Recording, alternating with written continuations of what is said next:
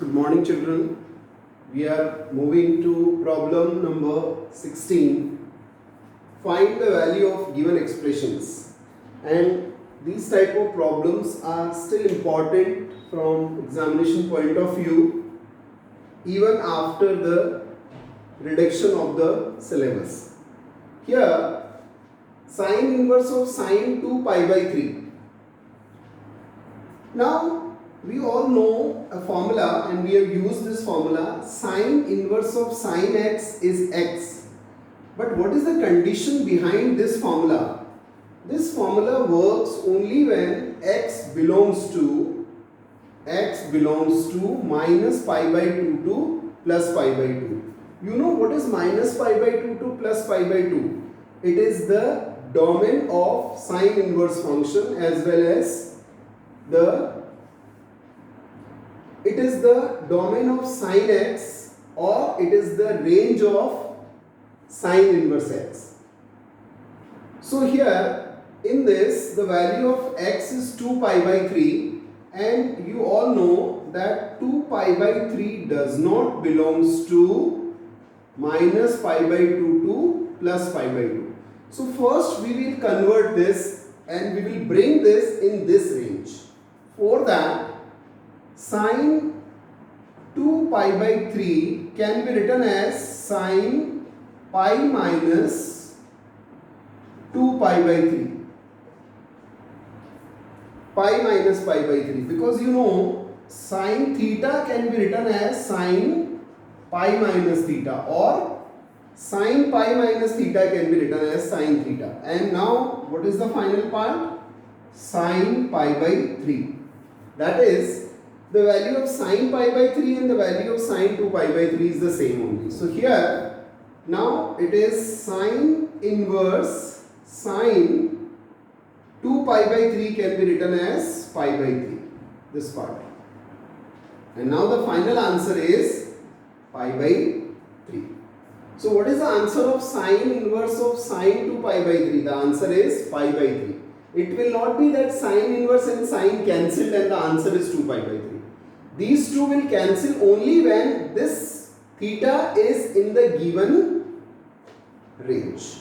So that is the important part in this problem number 16. Similarly, I am explaining you problem number 17 also. I hope this part is clear to you. Now in 17, we see this part. It is written here, tan inverse of 10 3 pi by 4. Now here also the same thing, and the problem is, as we know that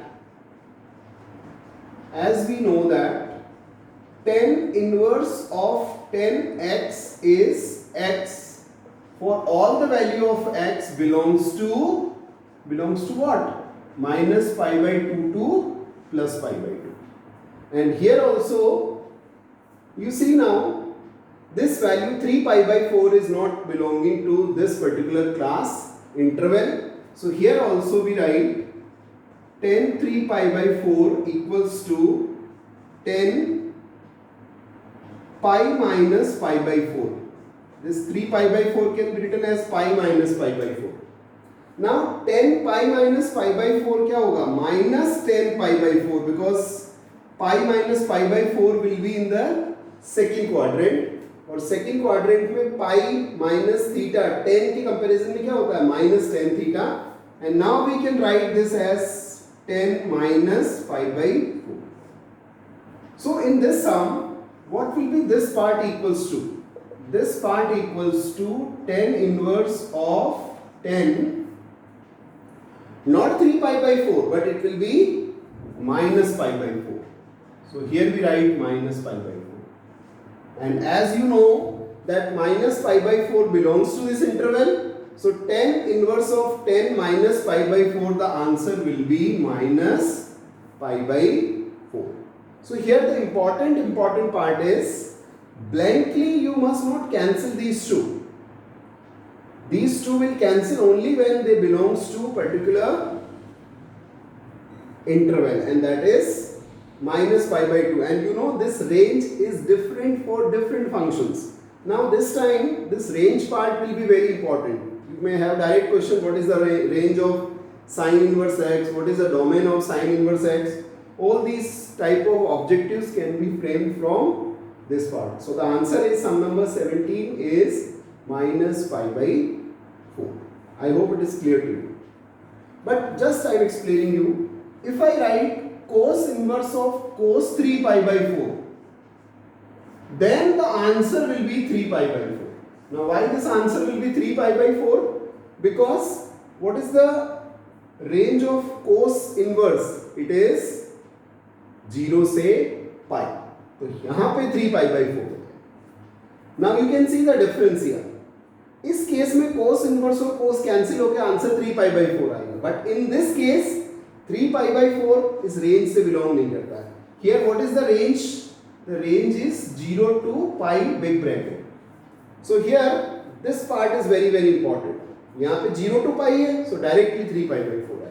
But it will not be in the case of tan and in the case of sine. So I hope it is clear to you that always tan inverse of tan x will not be equal to x. It will be only when x belongs to this particular interval. So that is the important part in these two problems.